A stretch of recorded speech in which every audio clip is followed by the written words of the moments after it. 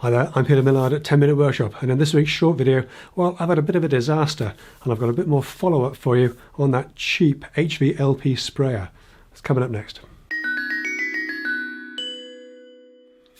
So I've had a big commercial job on in the last couple of weeks, big double wardrobe and top box and a big set of shelves, almost 3 meters high, 1.6 wide.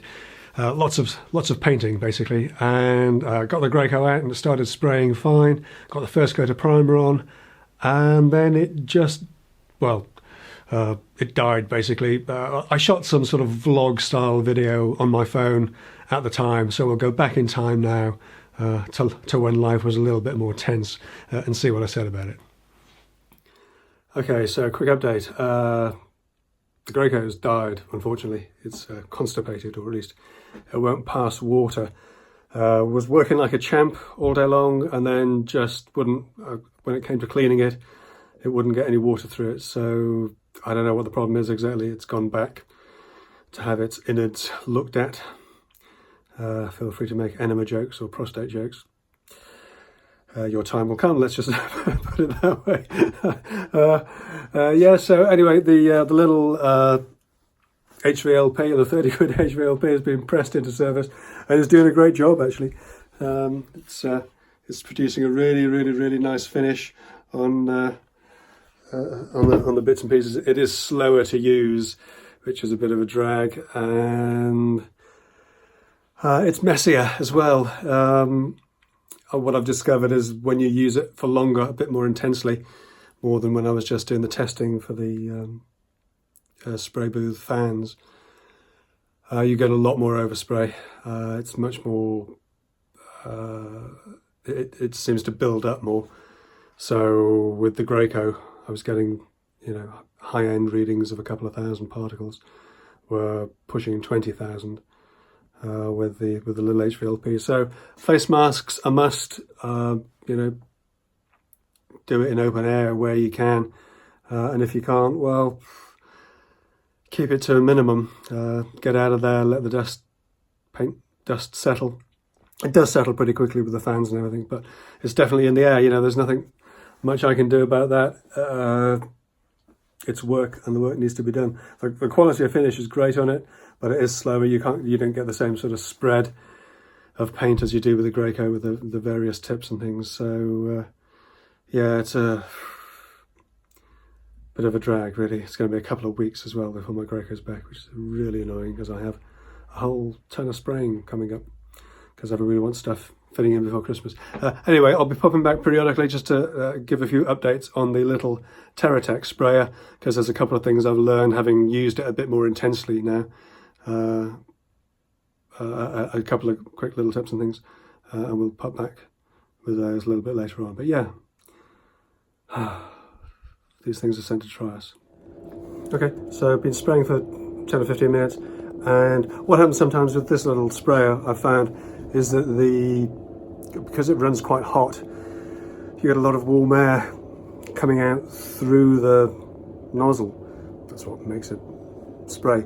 And the tip can have a little sort of tendril. The paint tends to dry on it, and it's not good. And what happens is that you get a very sort of spitty kind of spray pattern to it. If you clean that off, that will actually change the spray pattern. So it's very important to keep the tip of that thing clean, especially after, even if you've just done a sort of a large panel, the back of a wardrobe or something that sort of size. That's enough to get enough of a build-up on there to actually have an effect on it. So yeah, keep the tips clean, and the spray pattern should be back to normal. Okay, so I know I moan that the little TerraTech sprayer is a little bit slow, certainly slower than the Graco, but I've just done an entire bookcase, whoops, sorry about the spitting, an entire bookcase on the sides,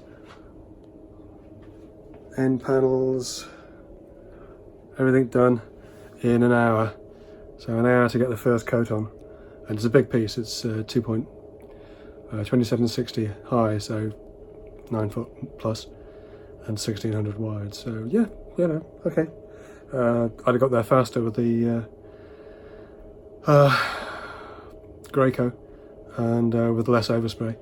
But yeah, the a little 30 quid HVLP is doing the job. You can't argue with that. So yes, following on from that, I mean, this is the kind of thing that you can get on the tip of the spray gun. It's just a build-up of paint that you can see when I pull the trigger, and I'm just taking that off carefully.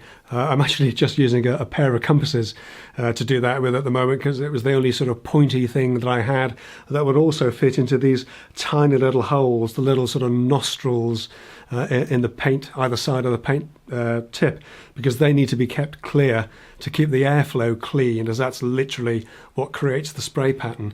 Then we can just give the whole thing a wipe over with a damp cloth, and it'll be good to go. It is something that you need to keep an eye on though with extended use, as the gun does run quite warm, so naturally, especially water-based paint, will start to dry out quite quickly on the tip like that. And yes, I was very glad to have this, to be perfectly honest, as I would never have managed to paint everything in time by hand. As it was, I worked the weekend on it, but I got it done and it was all installed last week without too many dramas and too many crises. There'll be a video out on that in due course. But that's it for this week. Just a quick update on this little spray. Hold on, not so fast. There's more to come on this story. Turns out my little air quality monitor is knackered. It must have got wet paint dust inside it during the spraying process, because even at rest it's giving sky high readings, baseline readings of sort of 8 to 10,000, and they're not changing. So here in my neighbour's unit, outside, at home, it's all the same. So obviously this is stuffed, this is knackered.